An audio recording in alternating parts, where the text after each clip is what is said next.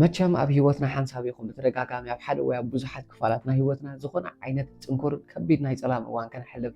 ንቡር እዩ ገሌና ኣብ ጥዕናና ገሌና ኣብ ፍቅራዊ ህይወትና ገሌና ኣብ ትምህርትና ኣብ ስራሕና ወይ እውን ኣብ ገንዘብና ወይ እውን ኣብቲ ከይድና ዘለና ስደት ዝኾነ ዓይነት ፅንኩር ኩነታት ንሓልፍ ኢና በሉ ሎሚ ኣብ ውሽጢ 10 ደቂቕ መዘን 10 ብሉፃት ዝኾነ ጥበባት ድማ ብኸመይ ዝሓሸን ዝበለፀን ብርሃን ክትንርኢ ከም ንኽእል ብዝግባእ ክንርኢ ኢና ኣብዚ ቻነል እዚ ሓደሽቲ እንተደኣ ኮንኩም ካልእ ይበሃል ኣብ ዩቲዩብ ቁም ነገር ንምርኣይ ገዛ ርእስኹም ንምስሓል ንምዕባይ ትመፅእ እንተደኣ ኮንኩም ሳብስክራይብ ብምግባር ቤተሰብ ኩኑ እታ ቀዳመይቲ እምበኣር ኩሉ ነገር ሓላፋይን ግዝያውን ምዃኑ ምርዳእ እዩ እዛ ነገር እዚኣ ክርዳእ ብጀመርኩ ኣብ ሂወተይ ኣዝዩ ዓቢ ዝኾነ ርፍታ ክረክብ ክኢለ ምክንያቱ እንተደኣ ምናልባት ሕጂ ዘጋጥመና ዘሎ ኩነታት ዋይ ኣኺልን እንዲ እንዳበልና እንተደኣ ዘለኣለማዊ ክኸውን እንተደኣ ጌርናዮ ባዕልና ናይ ሂወትና ማሕየሩ ኢና ንእውጅ ዘለና ይግባይ ዘይብሉ ናይ መወዳእታ ፍርዲ ኢኻ ዝኸውን ግን ድማ እዚ ነገር እዚ ግዝያዊ ምዃኑ ክሓልፍ ምዃኑ እንተደኣ ክንርዳእ ክኢልና ኣብ ሕጂ ሰዓት ክንገብሮ ዘለና ነገር ንምግባር ድልዋት ኢና ንኾን ከምቲ ዝኾነ ዓይነት ቁሪ መፅዩ ወይ ናይ ቁሪ እዋን መፅዩ ጃኬት ድርብ ኣቢልና ጎልፎ ድርብ ኣቢልና ሕልፍ ንብሎ ከዓ እዚ ሕጂ ዘለናዮ ፅንኩር እንብሎ ዘለና እዋን ድማ ኣብቲ ኩሉ ነገራት ብርሃኑ ክልግሰልና ዝኽእል ፈጣሪ ኣሚንና ብፀሎት ብምስጋና እንተደኣ ነዚ ነገር እዚ ክንሓልፎ እንተደኣ ክኢልና ግዝያዊ ምዃኑ ክንርዳእ ኢና ከምኡ ኢሉ ዝቕፅል ሓጋይ የለን ከምኡ ኢሉ ዝቕፅል ቀውዒ የለን ከምኡ ኢላ ትቕፅል ፀሓይ የላን ምፅልማቱ ደይተርፍ እዩ ፀሓይ ብምብራህ ደይተርፍ እዩ ከምኡ እውን እዚ ሕጂ ሓጋይ ዘሎ ምናልባት ዝኾነ ዓይነት ሕማቕ ንፋስ ዘለዎ ነገር ፅባሕ ንግሆ ናይ ፈጣሪ ዝናብ ክዘንቦ ምዃኑ ምርዳእ እዩ እታ ካልኣይቲ ድማ ካብ ተሓስቦ ንላዕሊ ሓያል ኢኻ ምናልባት ሓፍተይ ሓወይ ክንዝክር እንተደኣ ክኢልና ዝኾነ ሰዓት ገንዘብ የብልካን ዝኾነ ቦታ ትሕግዘካ ሰብ ዝኾነ ነገራት የለን ግን ስለደኣመንካን ክወፅኦ እየ ስለድበልካን ብኣእምሮኻ ተስፋ ስለዝረኣኻን ነቲ በቃ ደለኻዮ ኩነታት ኣሳጊርካ ክትርኢ ስለዝከኣልካን ግን ኣብዛ እዋን እዚኣ ዝኾነ ሰብ ክሓገዘካ ፈጣሪ ጥራይ ቅንዕ ኢልካ ስለዝጠመትክያን ውሽጥኻ ጥራይ ክትምልከት ስለዝከኣልካ እንዳሓለፍክያ ካብዚ ንኸፍእ ብዙሕ ፅንኩር እዋናት ከም ዘሎ ንነብስኻ ደጋጊምካ ንገራ ምናልባት ነዚ ሕጂ ሰዓት ደሎ ከቢድ ዝበሃል እዋን ከዓ ነዚ እኮ ሓሊፈ ኢልካ ኣፉ ንክሕዝ ግበሮ ሳልሰይቲ ሓደ ግዜ ነገራት ብትንትን ዝብሉ ሓደ ግዜ ነገራት ከምዚ ኢሎም ፅልምትምት ድብሉ ክነግህ ስለዝደለየን ዝሓሸ ነገርካ ክፍጠር ስለዝደለየን ይፈጣሪ ከምኡ ድገብሮም ምናልባት ዝኾነ ዝጀመርክያ ነገር ፈርሰካ ዝኾነ ዝጀመርክያ ነገር ኣብ መወዳእቱ ክበፅሕ እንዳበለ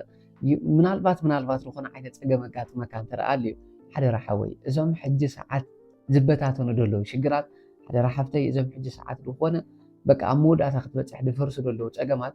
እቲ ስኻ ንዓኻ ዝሓሸን ዝበለፀን ዝበሎ ፈጣሪ ህያብ ኣዳልውልካ ከም ዘሎ ካብ ዝኾነ ነገርካ ትሕሎ ከም ዘለካ ክትርዳእ ክትክእል ኣለካ ብከምዚ መንገዲ እንተደኣ ክንከይድ ክኢልና ፈጣሪ ንድፈቶ ሰብ ድፍትኖ ይበሃል ስለዚ ይፈትወካ ስለዝኾነ ኢኻ ፈተናታት ዘብዝሐልካ ይፈትወክ ስለዝኾነ ኢኻ ንፈተናታት ዘብዝሐልክ ደሎ ስለዚ ዝሓሸ ሰብ ክገብሩን እዮም ኣብ ዝሓሸ ነገር ክወስዱን እዮም ኢልካ ነዞም ፀገማትን ነዚ ሕጂ ሰዓት ደሎ ፅንኩር ዝኾነ እዋንን ክትቅበሉ እንተደኣ ክኢልካ ዝሓሸ ነገር ከም ዝመፅእ ኣይትጠራጠር ኢኻ እታ ራብዐይቲ ኣዝያ ወሳኒት ዝኾነት ነገር ድማ ምስ ሰባት ኣይትወዳደር ኢኻ ነብስኻ ምስ ካልኦት ሰባት ተወዳደራ እንተደኣ ኮንካ ልክዕ ከምቲ ኣቐዲምና ዝበልኒ ኣብ ድኾነ ናይ ጭንቀት ኣብ ድኾነ ናይ ሓዘን ኣብ ድኾነ ናይ ነብሰ ምትሓት ማሕየሩ ኢኻ ንነብስኻ ትሰዳ ዘለኻ ምክንያቱ ኩሉ ግዜ ክንወዳደር እንተደኣ ኮይና እቶም ብሉፃት ጎንታት ናትና ምስቶም ብሉፃት ናይ ካልኦት ሰባት ጎንታት ዘይኮንና ነወዳደሮም እቶም ናይ ካልኦት ሰባት ብሉፃት ዝበሃሉ ጎንታት ኣምፂና ምስቶም ናትና ደካማታት ደክሟት ዝበሃሉ ጎንታት ምስኦም ኢና ነወዳድሮም ኣብዚ ውድድር እዚ ከዓ ኩሉ ግዜ ምስ ተሰዓርና ኢና እቲ ዝሓሸ ውድድር ምስ ገዛእ ርእስኻ ትገብሮ እዩ ስለዚ ምናልባት ኣብዚ ሕጂ ሰዓት እንተደኣ ምስ ካልኦት ሰባት እንዳተወዳደርካ እንተደኣ ንነብስኻ ትስእና ሃሌኻ ምምስሳል ገዲፍካ ነብስኻ ምምሳል ከድልየካ እዩ ኣብ ሶሻል ሚድያ ፖስት ክገብሩ ትሪኦም ዘለካ ሰባት ትናቶም ኔጌቲቭ ነገራት ኣይውፅኦን እዮም ዝሓሸ ዝበለፀ ናቶም ቪድዮታት እንዳውፅኡ ትካልእ ደሊት እንዳበሉ ኣብ ሞባይሎም ካልኣ ኮፋ ይብልዎን እዮም ይድምስስዎ እዮም ማንም ሕመቁ ወይ ከዓ ናቱ ድኹም ጎኒ ዘርእካ ሰብ የለን ግን ምስቲ ፖስት ዝገብር ዘሎ ሰብ እንዳተወዳደርካ ምስኡ እንዳተወዳደርኪ ክስተኮ ገዲፋት ንኸይዳ ርእይዋ እሞ እንዳበልኪ ሓደራ ነብስና ኣይንዋደቕ ምስቲ ዘለና ፅንኩር ኩነታት ኣይንተኣሳስሮ መሊስና ክፅንክረና ኣይንግብሮ ኢና ስለዚ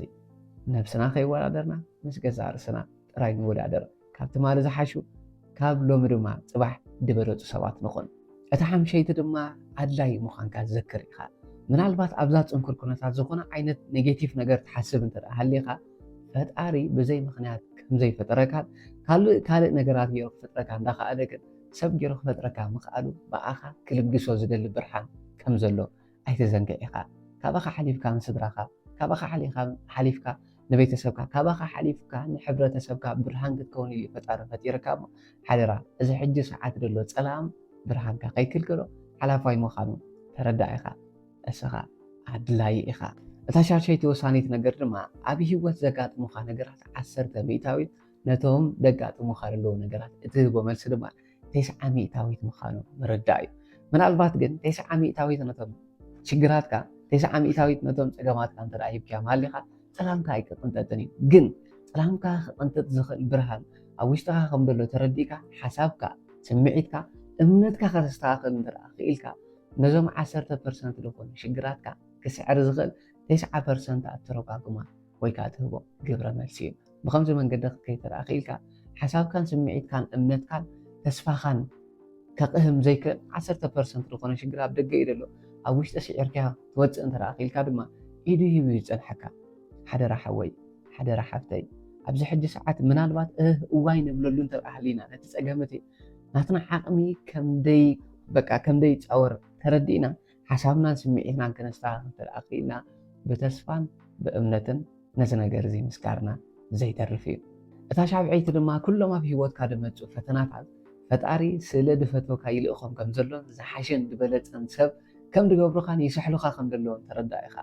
ስለዚ ኣይትፅላዮም ፀገማትካ ኣይትፅላያ ዝሕጂ ዘለኻዮ ኩነታት ፈጣሪ ንድፈተው ሰብ ድፍትኖ እዩ ዝበሃል እሞ ስለ ድፈተውካ እዩ ድፍትነካ ዘሎ። ፈተነታት ተደኣ በዚሕካ ደስ ይበልካ ፈጣሪ ዝፈተውካ ዘሎ ፈቲኑ ድማ ስሒሉ ዝሓሸን ድበለፀን ሰብ ከም ዝገብረካ ኣይትጠራጠር ኢኻ። ካብዛ ኩነታት እዚኣ እኮ ግዝያዊ ስለ ዝኾነት ምሕላፍካ ምውፃእካ ደይተርፍ እዩ። እዚ እዋን እዚ ምሕላፉ ደይተርፍ እዩ። ፅባሕ ንጎ ግን ርኢኻ ዘይትፈልጥ መንነት ክትርኢ ከምዚ ዓይነት ፀገም ክመፅእ እንከሎን ንዓኻ ጥራይ ደይኮነን ንካልኦት ሰባት ክድኸውን ዝኽእል ጥበብ ኣብ ኣእምሮኻ ፈጣሪ ዝፈጥር ዘሎ። ስለዚ ኣይትፅላእዮ ኢኻ። ኩሉ ፈተናታት ኣብ ሂወትካ ዝመፅእ ንዓኻ ክስሕለካ እዩ እሞ ተሰሓል ደኣ ኣጆኻ። እታ ሻምነይቲ ድማ ዝኾነ ስኻ ትብህጎ ትምንዮ ክበፅሐ ትብሎ ዓብ ሕልሚ ኣሎ ናብኡ ንክትበፅሕ ግን ክትወስዶም ዘለካ ስጉምትታት ኣለዉ። ስለዚ ነቲ ዓብ ሕልምኻ ናብ ንኣሽቱ ሸቶታት እሞ ቀንሶ ኢኻ። እንዘን ነዞም ንኣሽቱ ድበሃሉ ኣብ ወርሒ ኣብ ሓደ መዓልቲ 2 መዓልቲ ኣብ ሰሙን ምናልባት እውን ኣብ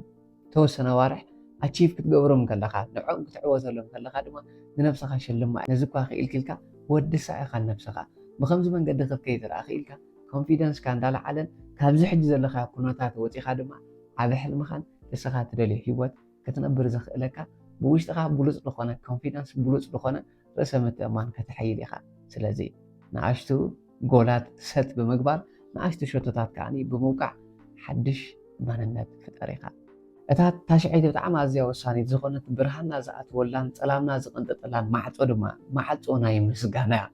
ልክዕ ከምቲ ፈጣሪ ዘለና በብእምነትና መዓልትና ብፀሎትን ብምስጋናን ብምጅማር ብኡ ብምቕላስ እንተደኣ ብምስጋና ክንዓፅዎ ክኢልና እዚ ሕጂ ሰዓት ምናልባት ነዊሕ ድመስል ዘሎ ግዜኡ ግን ኣዝዩ ሓፂር ዝኾነ እዋን ብጣዕሚ ክንሕፅሮን ብምስጋና ድማ ነመስግነሉ ነገር ክመፅእ ንኽእል እዩ። ሶ ፕሊዝ ጋይስ እንተደኣ ብምስጋና ኣእምሮና ክንሓፅሮ ክኢልና ዝሓሸን ዝበለፀን ሂወት ድማ ኣብ ቅድሜና እዩ ዘሎ። እታ ዓስረይቲ ኣብ ኩሉ ጉዕዞ ሂወትና ሒዝና ክንጓዓዝ ዘለና እንታይ እንትራእይኩምኒ ኣብ ኩሉ ጉዕዞና ሂወትካ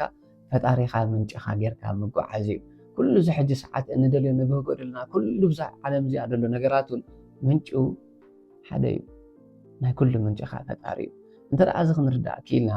ብፍቅርን ብተስፋን ብእምነትን እንተደኣ ናብ ፈጣሪና ቁሊሕ ክንብል ክኢልና ፈጣሪን ፍቅሪ እሞ ፍቅርና ድማ ባዚሑ ከም ድምልሰልና ብእምነት ዝሓተትና ነገር ድማ ከም ድምልሰልና ይንጠራጠር ኢና። ግን ካብቲ ምንጭና ውፅእ ኢልና ፀላምና እንተደኣ ብጣዕሚ እንተደኣ ንብርሃንና ክጋርዶ ፈቂድናሉ ግን ምናልባት እቶም ዓበይቲ ሽግራትና ደይኮነ ዕቤቶም ከይድና ንፈጣሪ ክንነግሮም ዘለና ዕቤት ናይ ፈጣሪና ንሽግራትና ክንነግሮም ዘለና። እዚ ነተግብሮ ድማ ፀሎትና ብምስትኻል ምስጋናና ብምስትኻል ሓሳብና ስምዒትና እምነትና ብምሕያል እዩ። እንተደኣ ብተስፋ ሳጌርና ፈጣሪ ከዓ ምንጭና እንተደኣ ጌርና ፈጣሪ ድማ ሰጊሩ እዩ ዝፀንሐና። ስለዚ እዚ ፀላም እዚ ክቅንጥጥ ዝኽእል ሓደ ሓይሊ በኣኻን ምሳኻን በኣኽን ምሳኽን ዝሰርሕ ናይ ፈጣሪ ሓይሊ ከም ዘሎ ድማ ምርዳእ እዩ። ስለዚ ሓደራ ጋይስ ነቶም ዓበይቲ ዝበሃሉ ሽግራትናን ፀገማትናን ተዓበ ፈጣሪና ክንቅርበሎም ተረኣ ክኢልና ድማ ሓንቲ ደቂቕ እኳ ክፀንሑ ይክእሉን እዮም። ስለዚ በዘን 10 መምርሒታት ንሂወትና ክንቅልሳ እንተደኣ ክኢልና ድማ ኣብ ዝኾነ ይኹን ፅንኩር ኩነታት ዝሓሸን ዝበለፀን ሂወት ከም ንፈጥር ኣይጠራጠርኒ። ነዘን ነጥብታት እዚአን ተረኣ ፈቲኹመን ንዓኹም ዘይተሃስ ንዓና ግን ዓብ ዋጋ ዘለዋ سبسكرايب ምግባር ኣይትረስዑ እዚ ሓሳብ እዚ ከካፍለለን ትብሉ ሰብ ድማ ሼር ግበሩሉ ኢኹም ላይክ ብምግባሩን ደግፉና ኢኹም ካብዘን 10 ነጥብታት ድማ ተናዓኹም ድበለፀት ትብልዋ ካብ 1 ክሳብ 3 ኣብዚ ኮመንት እዚ ኣፍልጡን ኢኹም ኣብ ዝቕፅል ስጋብ ንራኸብ ሰሰናይ ንዓኹም